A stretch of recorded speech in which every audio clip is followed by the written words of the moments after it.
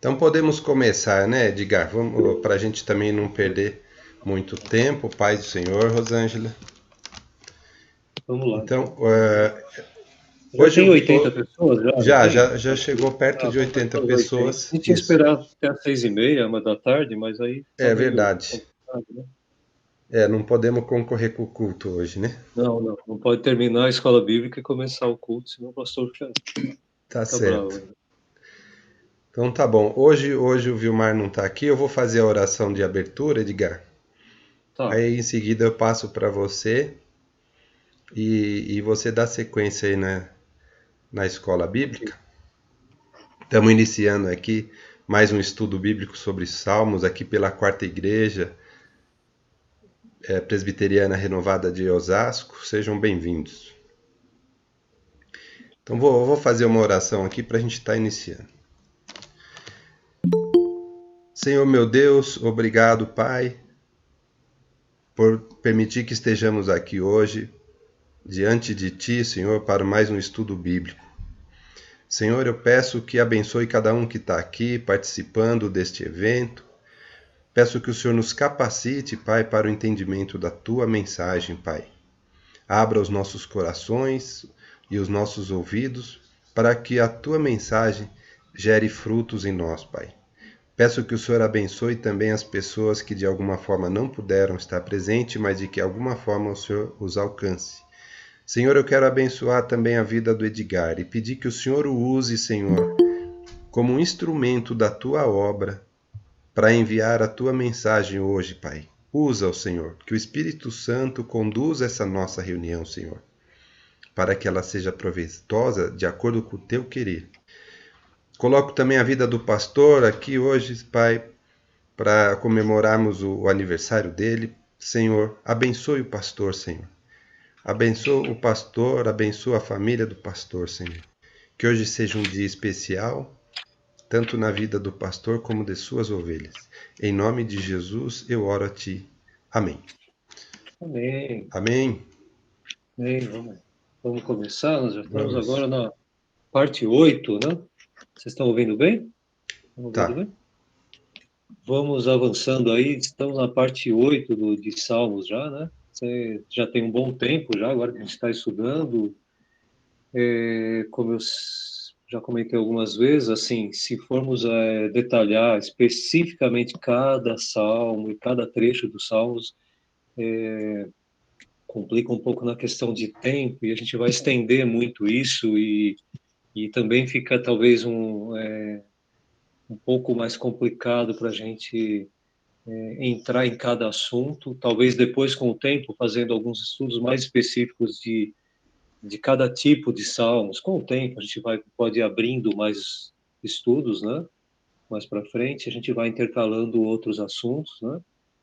Mas, a princípio, nós estudamos aí toda aquela série que nós sempre falamos ali no começo, e nós estamos lá agora já nos tipos de salmos, né?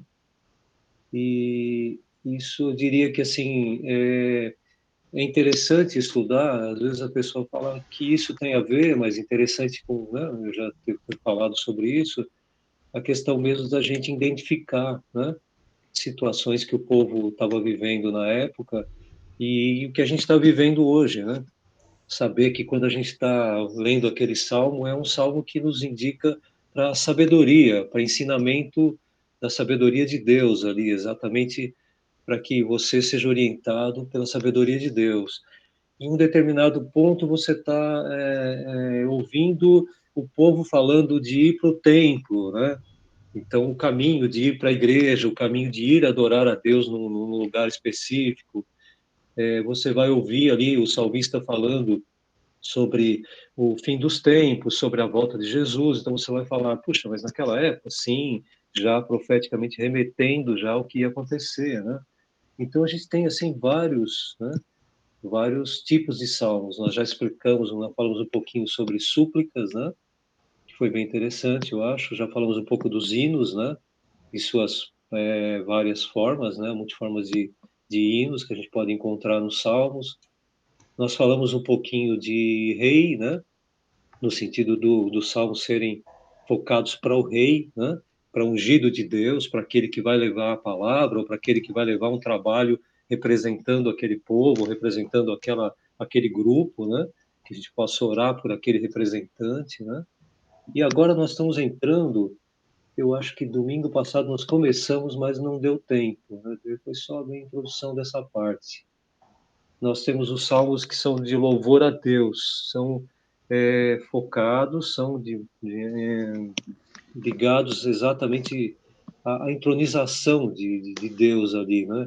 Ao enaltecer, engrandecer, exaltar, né? Então você engrandecer a Deus. Esses salmos, eles nada mais são do que salmos que o tempo todo falam da grandeza de Deus, né? Então outros falam de outros assuntos, falam da caminhada do povo no exílio, no deserto, para o templo e etc. e outras coisas, mas especificamente esse só para engrandecer a Deus, né? E a gente, às vezes a gente pega aí alguns salmos desses e fala, puxa vida, e dá a impressão de que todos eles, né, têm mais ou menos o mesmo assunto, mas são assuntos específicos mesmo, né? Nesse salmo, você vai ver Deus ali como um salmo falando de Deus como uma ideia de grandeza. A gente poderia até ler agora no Salmo 77, um pedaço. Vamos começar lendo o Salmo 77? Pode ser. Quer que eu leia? A gente vai lendo, conforme for, a gente para. Vamos ver como for a leitura aqui. Salmo 77, vamos lá? Tá, quais versículos? Vamos ver aqui, a gente... Salmo 77, ele mescla algumas coisas. Ele fala das obras, né? E da misericórdia de Deus. Para você, só um adendo aqui, nós temos do 16 ao 20.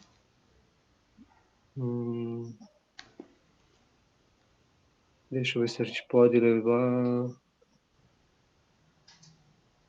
As vezes são grandes águas, o teu povo não estava prevendo ler esse, porque esse é específico. Vamos ler o. Amém, Vamos ler irmão. o 135. Vamos ler o Certo. 135. Ele é mais específico para esse texto que a gente apresenta no chat. Tá, vou ler o 135, 6 e o 7. É. Versículos 6 e 7. O 77 nós vamos falar daqui a pouco sobre a questão do celular. Isso. Vamos no 135. Então vamos lá. Salmo 135, versículos 6 e 7. Vamos lá. Tudo quanto aprouve ao Senhor, ele o fez, nos céus e na terra, no mar e em todos os abismos. Faz subir as nuvens dos confins da terra, faz os relâmpagos para a chuva, faz sair o vento dos seus reservatórios. Você vê que esse salmo, ele vem contando ali aquilo que a gente tem visto durante a nossa caminhada aí o quão é grande, né? E o quanto ele nos supre em momentos específicos. Você vê, tá calor, vem aquela chuva e dá aquela amenizada. A terra tem lugares onde são que nos impressionam pela grandeza. Isso é um grãozinho daquilo que Deus criou, né? Do universo todo. Então, assim, ele o tempo todo ele vai enaltecendo, ele vai exaltando a grandeza de Deus e ao mesmo tempo ele vai no finalzinho sempre agradecendo, sempre falando, puxa vida, o quão grande e o quanto a gente fica assim impressionado com as grandezas de Deus e aquilo tudo que Ele criou, né? E fala muito do poder da criação, né? De Deus, aquilo tudo que nos está permeando, está à nossa volta, né? Desde poder ter uma brisa agora que está entrando aqui pela minha janela, desde você poder perceber o quanto ele renova na natureza, o quanto ele renova na nossa vida, o quanto ele tem sido grande nos detalhes, né? Então isso é muito interessante, porque o tempo todo ele vem ali falando das grandezas e dando essa conotação de que ele é o Deus criador, né? O Deus que cria e o Deus que te dá condições de continuar vivo e respirando e seguindo, né? Então, assim, é um salmo específico para enaltecer a Deus. Ele tem um detalhe ali que eu peguei no 77, por isso que eu tinha falado do 77 e vou voltar agora, porque em algumas Bíblias, em algumas versões, nós temos especificamente um detalhezinho ali que eu não sei se no 77, 16, não sei que Bíblias vocês estão usando e que versões vocês estão usando, mas na grande maioria das Bíblias, você tem ali um momento em que se faz uma pausa. Você tem no 77, você vai encontrar ali um detalhezinho chamado Selá. Eu tenho ali no 77 o texto que fala: com seu braço forte resgataste o povo de Jacó e de José. Pausa. Eu não estou vendo a Débora aí, né? A Débora está na... Não. Débora Amaral? Não está, né? Hoje seria legal que ela tivesse conectada. Eu ia até perguntar, Oi, porque ela Edgar, a Daíse tá. Ô, Daíse, você também é da música. Eu, especificamente, tem um assunto que seria muito interessante quem entende um pouco mais de música, né? Talvez a Daíse ali, porque tem um detalhezinho que eu não entendo muito bem, que é aquela coisa do diapasão, aquela coisa que você mede a tonalidade, o som, a intensidade do som, né?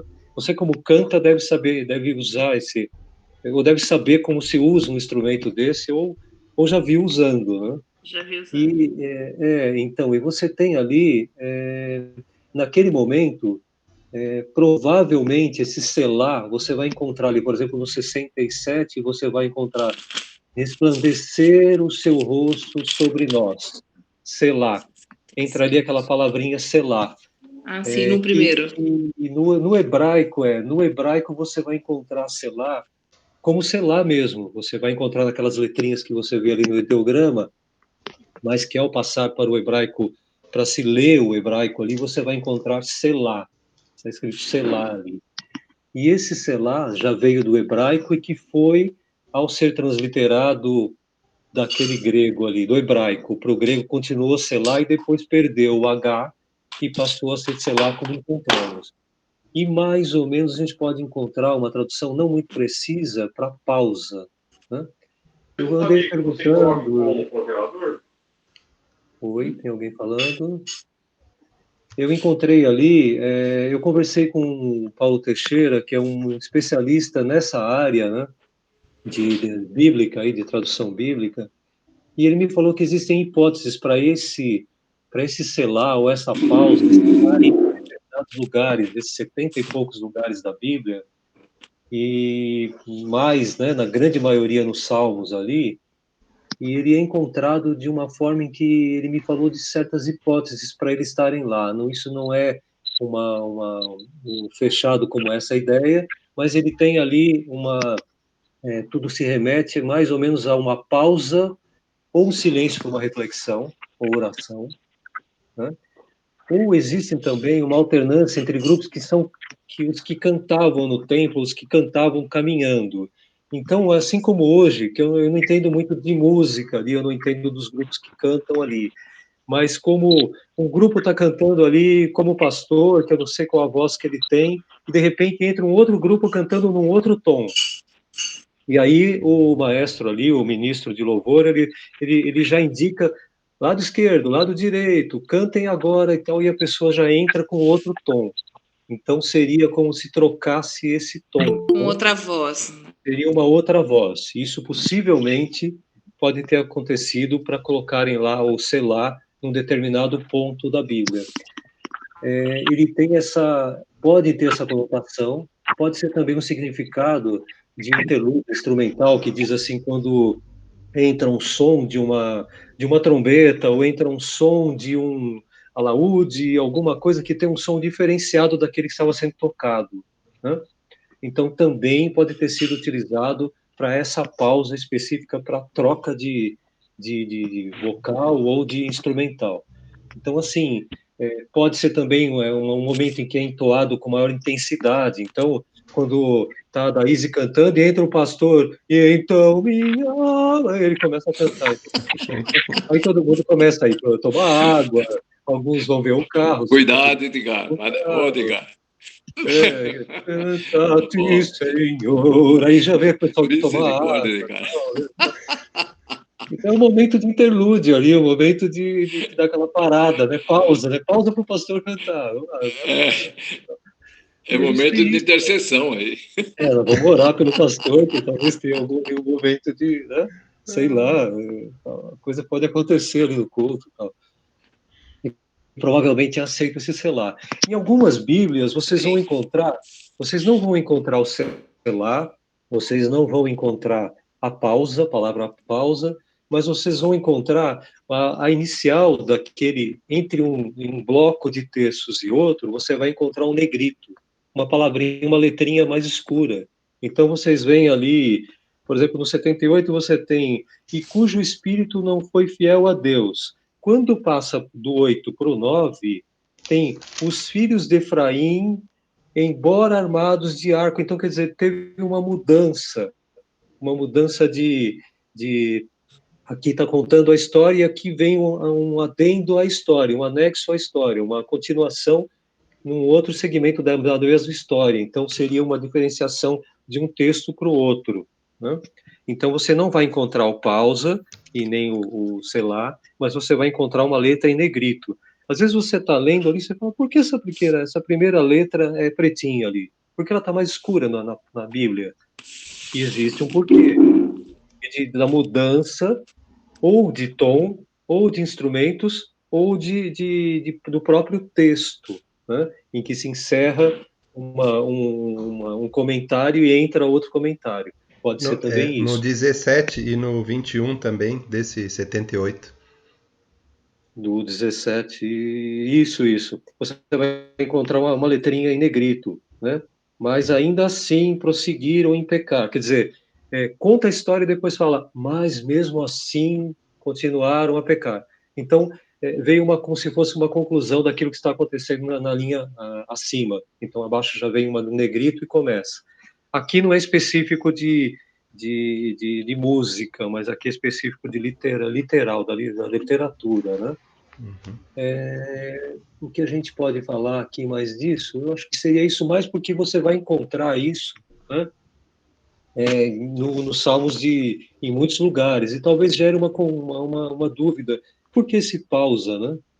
Fica estranho para quem não está acostumado. Então, agora, quando você chegar nessa pausa, ou selar, ou esse negritinho ali, esse negrito, saiba que tem uma mudança. Algo mudou, talvez no lado musical, talvez no lado literário, mas alguma coisa mudou. Então, observe, olha, mudou aqui, né?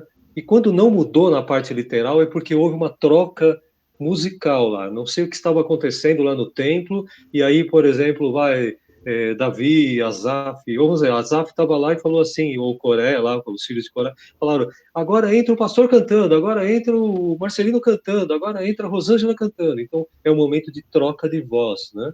E penso eu que era importante, né? Vamos lá? Tá. Edgar, só uma questão aí, o slide anterior. No slide anterior a esse, os hinos também de louvor a Deus também são chamados de salmo de entronização, né? Sim.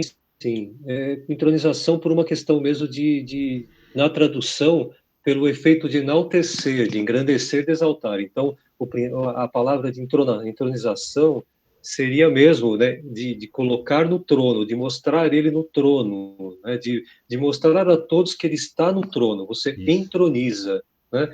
Não é nem colocar você no origem da palavra seria mesmo engrandecer. Isso, você engrandece e também diz que ele está reinando, né? Ele é grande e ele reina. E ele reina e ele é poderoso. Isso. Essa mesma ideia mesmo, ela fala da grandeza, ela mostra o porquê ele é rei, ela mostra o porquê ele é grande, né? Quando a gente tem esse parâmetro de, puxa, o que você consegue criar hoje na sua vida? No máximo você consegue fazer uma plantaçãozinha no quintal, você consegue criar uma música, você consegue dirigir um carro, você consegue criar uma poesia, você consegue... Mas isso tudo com a sabedoria de Deus para você criar tudo isso. E com essa forma, você fala, puxa, eu sou tão pequeno diante da grandeza de Deus, porque quem faz crescer aquela planta que eu estou lá semeando e fazendo crescer, tentando regar, né, como diz lá, plantou e aí regou, e quem deu o crescimento foi Deus. Quando você fala, puxa, quem deu o crescimento foi Deus, a parte mais importante aí está nas mãos de Deus, que deu o crescimento para aquela planta que eu semeei, né? Então, assim, você entender que a grande é Deus, e você, colaborador dessa obra que Deus fez, né? Deus criou, e você está colaborando nessa obra que Deus criou, em tudo isso, né? Então, assim, o valorizar o tempo todo, né? As coisas mais simplesinhas, você fala, puxa vida, né? Vai chover hoje, puxa, para que vai chover? Para que as plantas tenham, né? Para que tenha umidade, para que tenha, é tudo muito, muito bacana. E vem o homem e destrói esse equilíbrio. Então, assim, isso tudo você também perceber o quanto Deus ali, quando acontece uma enchente, quando acontece uma grande tragédia natural, às vezes foi provocado, né? E às vezes também é uma sequência, né, de coisas que vão acontecendo e que a gente fica falando, puxa, Deus, por quê? Né? E a gente depois vai descobrir o porquê, né? Então, assim, são coisas que competem ao homem conservar, competem ao homem zelar por aquilo que Deus fez. E nem sempre fazemos isso, né? Tá aí o que tem acontecido pelo mundo, né? Tá aí as plantações de soja que vão invadindo os lugares onde deveria ser preservado. Tá aí, sabe, a gente fala, puxa, que bonito isso, tá? Mas está devastando. Eucaliptos tomando conta, né? Eucaliptos são a floresta, a selva de pedra, né?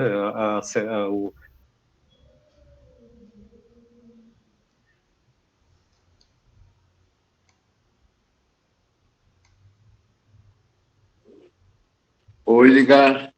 Edgar? Parece que ficou mudo. Oi, ficou mudo? Voltou. Acho que por causa da selva de pedra. Tinha muita pedra, acho que é isso. Muita pedra aqui, né? Voltou? Voltou, Edgar. Voltou, vamos lá. Voltou. Vamos seguir. Nós temos aqui o Selá, que nós já falamos. Nós vamos entrar em outro tipo outros tipos de salmos agora, que são as canções de peregrinos, né? A gente também encontra as pessoas falando de cânticos e degraus, né? Cânticos e subidas, né? De escadas, alguns falam, né? Então, assim, são específicos para também que eram utilizados no caminhar ao templo, no peregrinar pelo deserto ou de uma cidade para Jerusalém, sair de um ponto e ir para Jerusalém. E como eu tinha comentado numa outra aula, acho que na aula passada, sobre a questão de você estar vindo de uma outra região, mesmo que mais alta, ou mais, sabe, num cume maior do que aquela região ali de Jerusalém, você sempre subia para Jerusalém, por uma questão que a gente às vezes não entende, fala, puxa, mas por que subir para Jerusalém se eu já vim daquela região mais alta, né? E aí a gente estava comentando outro dia também sobre isso, a questão de que a visão de Jerusalém é uma visão espiritual também. E quando você tem essa ideia espiritual, as outras coisas são vistas de forma diferente. Quando você está numa posição em que você consegue ver o que tem acontecido, ver o que está acontecendo ao seu lado, ver o que vai acontecer mediante aquilo que você está vendo, que o povo está fazendo, o que você mesmo está fazendo, você tem uma visão espiritual da coisa e você começa como se estivesse vendo de cima. Quando você tem uma visão num nível em que você consegue observar aquilo que está acontecendo e fala, puxa vida, isso são coisas humanas, isso são coisas em que o ser humano está provocando, e você consegue entender um pouco as coisas que vêm acontecendo pelo mundo, as coisas que vêm acontecendo ao seu redor. Então, estar vendo de uma forma espiritual é diferenciado. Edgar, porque esse degrau, ou peregrinação, nos dá uma lição maravilhosa, como que nós deveremos ir à igreja. Então, eles saíam das suas casas em direção a Jerusalém, e já saíam adorando, cantando. Então, é uma lição que nós temos que aprender, e quando nós saímos da nossa casa para irmos à casa do Senhor, nós já devemos sair adorando ao Senhor, ou através de oração, através de canto, através da alegria, né? Isso aí é um ensinamento. Imagine só quando eles chegavam lá em Jerusalém, nossa, via a glória do Senhor sendo manifestado. Por quê? Porque saíam já da sua casa adorando. E isso aí não acontece com muitas pessoas. Sai da sua casa, vai para a igreja, vai discutindo, falando de futebol, falando outra coisa, e não fala das coisas de Deus. Então, o salmista era bem diferente.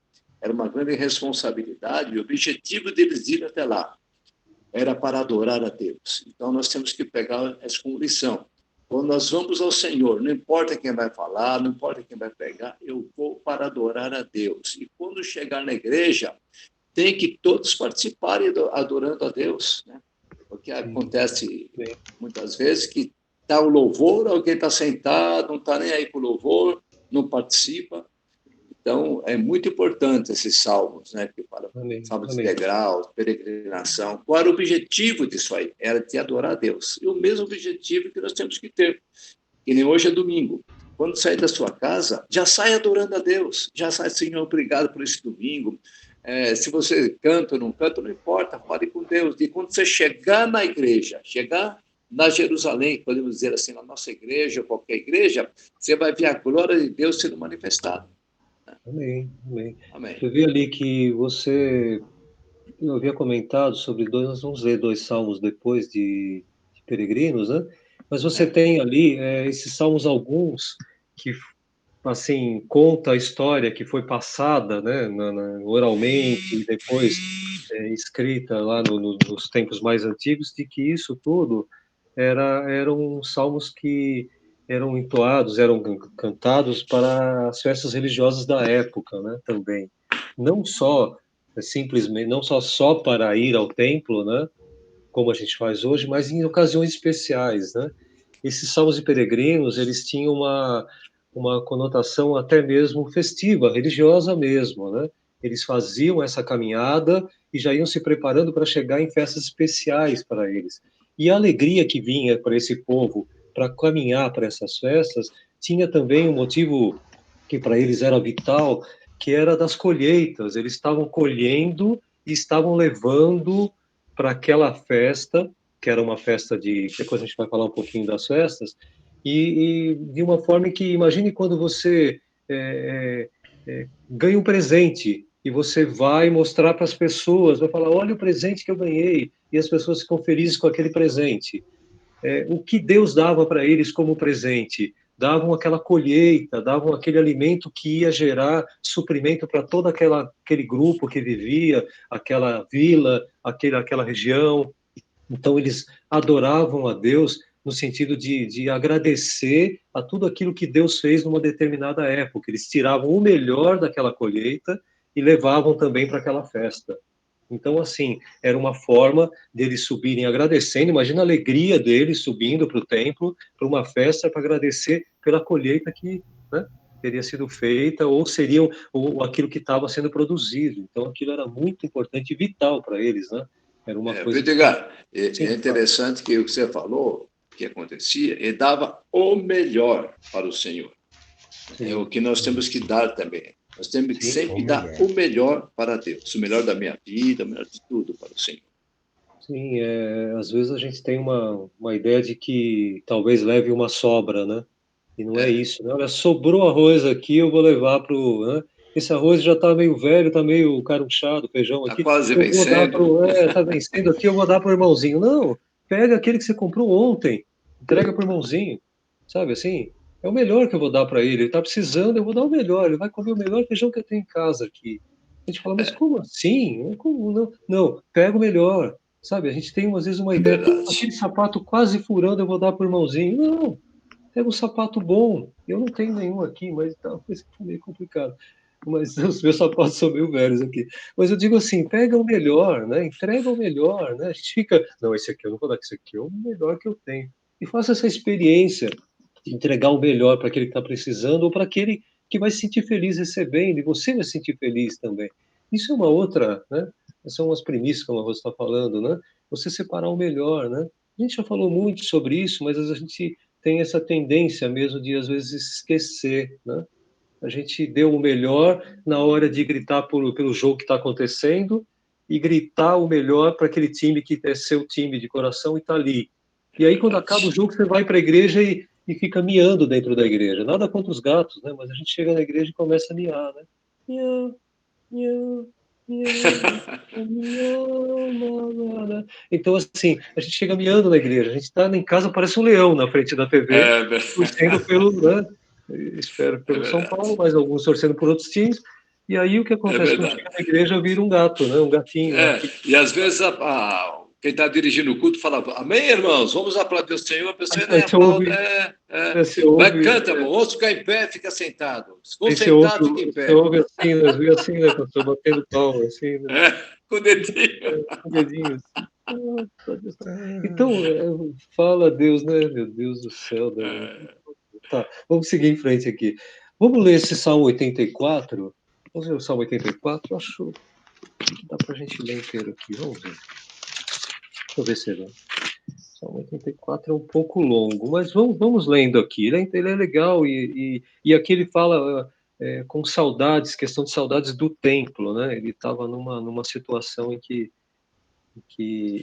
bom, vamos ler o 84 um pouquinho para a gente entender essa coisa do estar no templo, né? Do caminhar. Vamos lá. Imagine eles caminhando e cantando esse salmo em hebraico, vamos dizer. Vamos lá. Tá. Quem vai ler aí? Lê de novo? Quer que eu leia? Eu leio. Vou ler, então. Não... Quão amáveis são os teus tabernáculos, Senhor dos Exércitos! A minha alma suspira e desfalece pelos átrios do Senhor. O meu coração e a minha carne exultam pelo Deus vivo. O pardal encontrou casa e a andorinha ninho para si, onde acolhe os seus filhotes. Eu, os teus altares, Senhor dos Exércitos, Rei meu e Deus meu. Bem-aventurados os que habitam em tua casa. Louvam-te perpetuamente. Bem-aventurado o homem cuja força está em ti, em cujo coração se encontram os caminhos aplanados, o qual, passando pelo vale árido, faz dele um manancial de bênçãos e cobre a primeira chuva. Vão indo de força em força, cada um deles aparece diante de Deus em Sião. Senhor Deus dos exércitos, escuta minha oração. Tá bom. Até aí. Quando muda, aqui vocês viram que tem um selá aí, né? Isso. Na minha Bíblia tem. No 8 ele já muda. Na Bíblia aqui tem uma mudança de 8 em 8 aqui, e aí tem esses 8 versículos aqui, que não são versículos, né? São como se fossem essa montagem da poesia hebraica. Mas aí a gente tem ali, você viu que ele fala do quão é importante, assim como um pardal, os passarinhos estão lá, né? E eles têm aquele ninho, né? Que acolhe os filhotes e cuida, ele se sente protegido, ele se sente confortável, ele se sente bem ao estar no ninho. O salmista fala muito da natureza, que era aquilo que envolvia. Imagine quanto era presente a natureza no deserto, na região onde ele vivia, né? Então aquilo é muito forte, né? Hoje, se descuidar, a gente não vê uma árvore na rua, a gente quase não vê, né, as coisas da natureza. Mas esses salmistas, eles viviam muito, muito fortemente a natureza, né? Então, imagine quanto eles estavam falando, como eles falavam, era do dia a dia deles, né? Então, eles tinham esse tipo de associação com natureza e aquilo que eles falavam durante o dia, né? E ali você tem ali os altares de Deus ali no templo e no lugar santo onde eles iam adorar. Aquilo era confortável, era agradável, era de alegria, era um momento bom. Não era aquele momento que a pessoa fica olhando para o relógio, falta 3 minutos para ir embora, está acabando o culto. Que seja agradável, dedique seu tempo quando estiver no templo, ou quando estiver numa reunião com os irmãos ali orando, ou quando estiver caminhando, falando com Deus, que aquele tempo seja um tempo agradável. Esquece a correria que você tem da vida e dedique aquele tempo a Deus. Então aqui o salmista está falando da alegria dele. Tem uma hora que ele fala aqui que ele fica assim, ele tem um lugar aqui que ele quase se desfalece de alegria. É um negócio que impressiona a gente, lógico, pelo exagero, né, do hebreu ao contar na poesia, porque era muito comum, era muito próprio desse povo, esse exagero ao falar, né, tal. Mas, assim, eram as palavras que vinham na boca deles ali no momento em falar, puxa vida, olha que forte é você estar aqui nesse momento e o quanto era importante para eles, né? Então, isso serve de inspiração para a gente quando caminharmos ali, né? para um lugar onde você vai adorar a Deus, ou que vai ter esse momento. O Edgar, Olha aí. então, só para reforçar, no versículo 10, ele fala, pois um dia nos teus átrios vale mais que 1000. Sim. Aí daqui para frente, se você começar a ler, você vai ler vários pontos em que o salmista ele exagera nessa alegria de estar no templo, mas ele queria mostrar. Eu vou falar um negócio aqui, eu vou até pular, viu? Eu vou passar um pouco para frente, porque é engraçado que isso remete também. Na verdade, essa é uma outra tela que está falando da hipérbole. Mas a hipérbole é uma função que era muito utilizada, era uma função utilizada ao se escrever os salmos. Era muito comum o exagero hebreu. Isso é muito comum. O povo fala. Imagine, eu vou dar um exemplo aqui do que seria hipérbole. Isso daqui já é uma outra aula, mas eu tô pegando para agora, como a gente falou aqui do exagero, né? Isso. Você tem ali. Imagine, você já deve ter ouvido falar várias vezes, por exemplo, eu já te falei 1 milhão de vezes que não gosto de tal coisa. Eu morro de rir quando assisto uma tal série, né? Chorei um rio de lágrimas, um oceano de lágrimas lendo esse livro, né? Então isso seria uma hipérbole, sabe? Você dá a hipérbole tem ali uma valorizada na área dela, ela avança e depois ela volta para o ponto de novo. Então, assim, você exagera, né? Eu já falei 1 milhão de vezes. Edgar, Oi, também fala. tem assim, eu oro muito por você. Que muito. Esse muito aí talvez seja 30 segundos. Nossa, para ele, 30 segundos já é muito. Não, aí é relativo. Não, aí não. Aí é relativo. Tem gente que ora e. Alô? Tem gente que ora e para ele 30 é muito, né? Sei lá. Né? Mas aí que tá. Você tem ali, vamos voltar para lá. A hipérbole é um exagero propositado mesmo. É um exagero para mostrar, né? Vamos voltar lá. Quando você conta essa coisa do exagero hebreu, para falar que é muito mesmo. Esse 1000 dias, um dia vale mais do que 1000, né? Fora do tempo. Então, assim, o 1000 ali é uma questão de quantidade, de muito, né? De muito. Então, assim, tem muito isso nos Salmos, você vai encontrar isso em grande quantidade, né? Esse exagero, assim, né? E que é próprio da fala deles mesmos, né? Aí nós vamos falar um pouquinho como essas festas religiosas eram aquelas que eram o foco desse povo em determinadas épocas durante o ano deles, né? Então eu vou falar um pouquinho, isso não é exatamente o assunto de Salmos, mas ele envolve um pouco isso, né? Porque você tem duas festas mais relevantes que estão citadas ali em Salmos, que são de Pentecostes e Tabernáculos, né? Você tem as outras festas também, que são muito comuns ali, né? Da Páscoa, dos pães asmos, que seriam os ázimos, que eles chamam, as festas das primícias, né?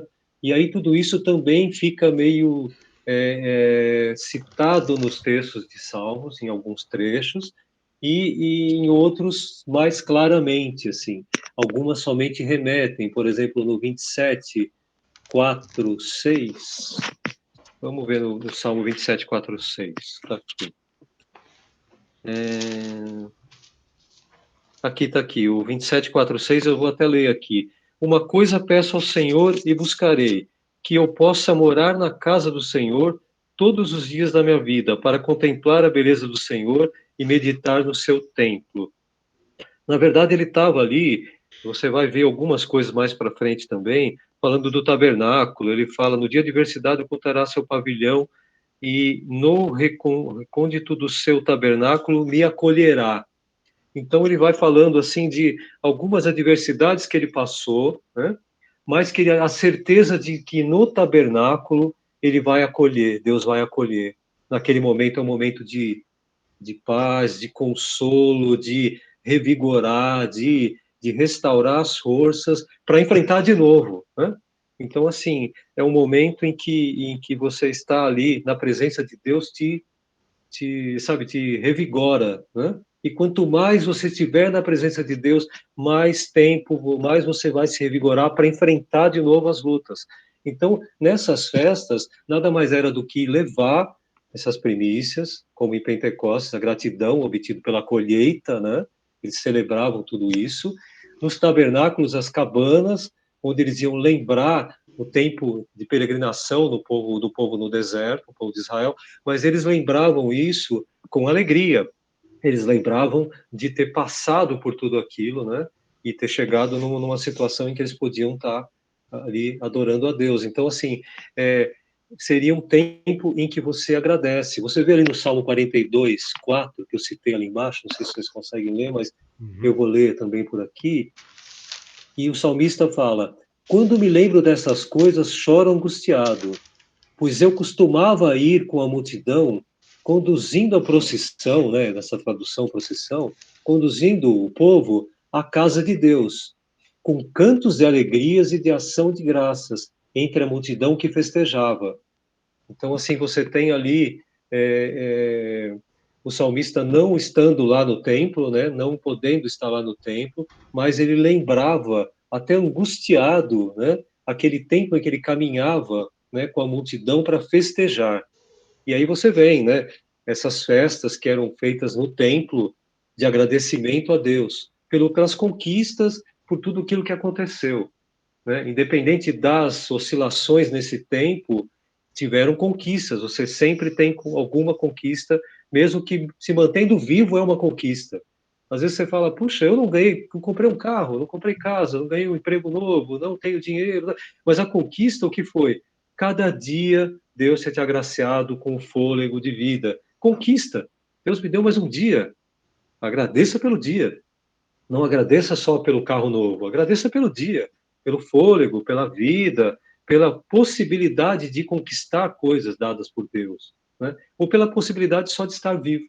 Então, assim, isso limita, isso dá, não é que limita, isso dá-nos a ideia de que agradecer a Deus não necessariamente por, sabe, por tudo aquilo que você conquistou monetariamente, conquistou intelectualmente, não. Se você ganhou ali o fôlego de vida naquele dia, será que custa muito você levar 10% de fôlego para o culto e agradecer a Deus? 10% desse fôlego que Deus te deu. Gaste esses 10% de fôlego que está nos seus pulmões para agradecer a Deus no momento da sua casa de reflexão ou no momento que você fala com Deus. 10% falando com Deus ali, agradecendo. Eu estou falando das primícias, o melhor do seu fôlego para agradecer a Deus, né? Você está levando as primícias do seu fôlego. Você não está levando as primícias do que você ganhou. Você não está levando as primícias da cevada, do trigo, daquilo que você colheu. Você não está levando as primícias do dinheiro que você ganhou no mês. Você não ganhou nada, você não teve emprego. Mas você está levando os 10% do fôlego, ou talvez total. Você dá mais, você dá ofertas do seu fôlego. Você dá quase todo o seu fôlego ali na hora, até quase desfalecer, como diz o salmista. Então, assim, você leva aquilo que Deus te deu. Deus te deu fôlego? Leva o fôlego. Dá o fôlego. Dá as primícias do seu fôlego. Parece meio exagerado. Eu estou sendo um pouco hebreu agora, né? Estou exagerando, mas eu diria que é a maneira que eles viam tudo isso, a maneira espiritual. Quando você está vendo Salmos de uma forma espiritual, você vê os problemas todos por cima. Você está vivendo, mas você está vendo já tudo aquilo que está acontecendo de uma forma espiritual, de uma forma em que aquilo tudo não afeta seu relacionamento com Deus. As coisas estão acontecendo, estão permeando ali, mas você está numa posição que, por estar tão ligado com Deus, tudo aquilo que acontece não altera seu relacionamento com Deus. Você não chuta o balde, como diria. Você não fala, puxa, eu tô de saco cheio, eu não aguento, mano. Não gosto nem de falar a palavra saco cheio porque eu acho uma conotação errada. Mas assim, você tá... É verdade, é feio mesmo. Eu ter falado, perdoe. Você tá com o balde já transbordando de, sabe, eu quero jogar fora tudo isso. Então, assim, aquele momento que você não aguenta mais, você quer... E aí você percebe, puxa vida, quanto mais você está falando com Deus nas situações mais difíceis, mais você vai se desprendendo daquele nível de situações ruins. E você já começa a ver diferente. Você não vê a situação do mesmo nível da situação. Você já começa a ver de uma outra posição, né? Então você já começa a encarar diferente tudo aquilo de ruim ou de difícil que vem acontecendo. Então, vamos ver o que mais a gente tem aqui. Eu selecionei algumas coisas para falar, mais ligado a Pentecostes, né? Você tem ali significados, né, da palavra Pentecostes que foram gerados na tradução. né? Mas você tinha ali, na formação hebraico, o Reg Shabbat, né? Que é Shabbat. Amém, Edgar. Faltam uns 3 minutos, hein? Não, falta 5 ainda, pastor. Vamos em frente. Não. Vamos em frente.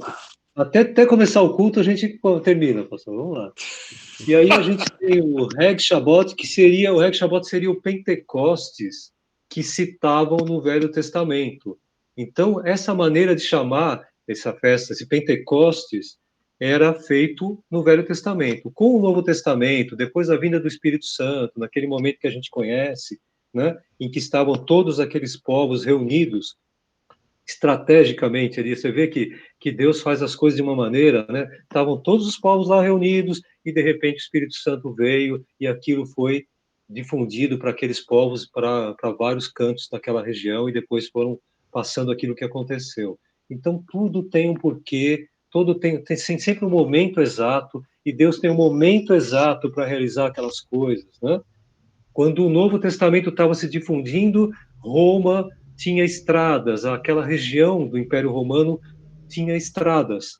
Por que estradas? Porque daquela maneira se podia também chegar às cidades levando, já começavam aquelas embarcações a estarem sendo mais desenvolvidas para levar o evangelho de Jesus já, né, no Novo Testamento. Quando nessa época se reuniu em Pentecostes, veio o Espírito Santo e aí também começou tudo isso, né?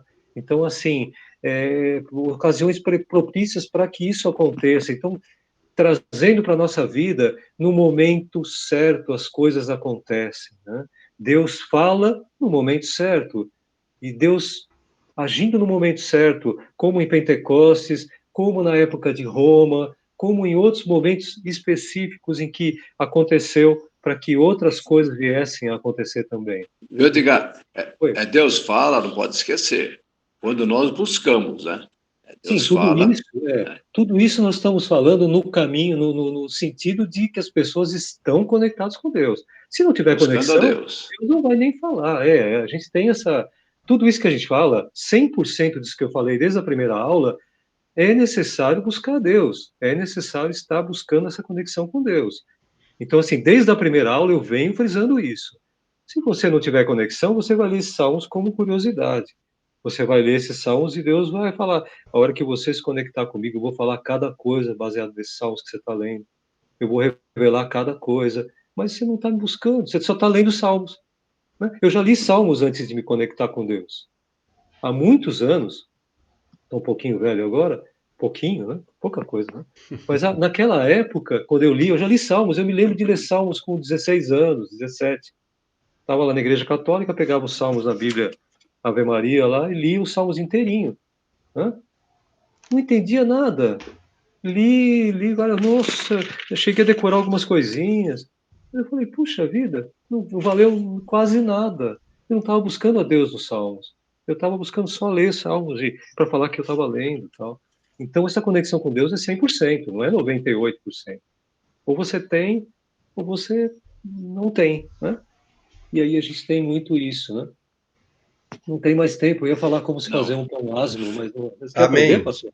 Quer aprender? Próxima. Amém. Eu aprendi a fazer pão asmo. Você não vai dar tempo de ensinar hoje. Mas eu tenho uma receita. Não, você já ensinou bastante já. Tá? Não, mas fazer pão, pastor, hoje, à tarde, um pãozinho asmo. Não? Depois eu ensino. Na aula que vem eu vou ensinar. Amém. Tá bom. Na próxima aula, nós vamos entrar com sabedoria. Amém. Nós vamos entrar com salmos para cultos específicos, né? Litúrgicos, os históricos e os escatológicos. E os imprecatórios e os alfabetos. Não vai dar para as falar. Mas vamos tentar. Amém. Vamos tentar e devagarzinho nós vamos chegando. Eu acho que até a Páscoa nós vamos conseguir chegar aqui.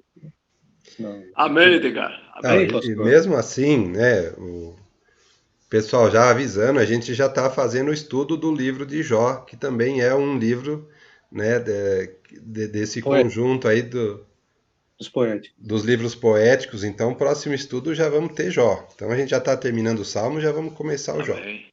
Já calculamos, né, Marcelino? Já calculamos 8 domingos, né? Não, acho que não vai ter isso, não. Vai, olha. Vai, viu? O pessoal vai ter paciência de Jó, vocês vão ver. Paciência de Jó. Ô, Jesus, dá paciência. A paciência Amém, é meu uma irmão. virtude. Amém. Paciência é uma Amém. virtude, pastor, uma virtude. Ô, Jesus, você vai chegar naquele esperei com paciência? Eu nem preciso essa aula. Paciência, pastor, Eu paciência. apanho direto. Amém, Marcelino? Pode Amém. continuar aí. Não, Microfone. pastor, pode, fica à vontade para fazer a oração aí final, Amém. pastor, e concluir Amém. o nosso estudo. Amém. Amém. Eu quero louvar a Deus, né, pelo ensinamento que o Edgar transmite para as nossas vidas, né? Eu só tenho que agradecer a nosso Pai, né? E também quero agradecer a Deus pelas pessoas que participam. São pessoas que querem crescer realmente. É 1 hora, né, praticamente de estudo. Eu sei que às vezes se torna até meio cansativo, mas a nossa alma se alegra no Senhor. Graças a Deus por isso. E hoje à noite é nosso culto de agradecimento a Deus, né, por tudo que Deus tem feito. Amém? Vamos orar. Pai amado, eu quero te louvar, quero te agradecer, meu Deus, pelas pessoas que participam. Pai amado, se porventura alguém que está participando, Pai amado, desse estudo de Salmo, está precisando de uma cura, de uma libertação, de um milagre, Pai, que isso seja uma realidade na vida dela. Nós cremos que o nosso Deus salva, mas cremos também que o nosso Deus, Pai amado, através do nome precioso de Jesus Cristo, cura também. Pai amado, e que milagre esteja acontecendo na vida de todos que estão participando da Escola Bíblica Dominical. Muito obrigado por tudo, e a graça do nosso Senhor e Salvador Jesus Cristo, o grande amor de Deus e nosso Pai, a eterna e bendita consolação do Espírito Santo de Deus, esteja sobre todos nós, agora e para sempre. Amém. Amém. Deus que abençoe, fique na bênção. Amém. Próxima aula, receita de pão asmo, hein? Deus abençoe a todos. É bom. Ótimo.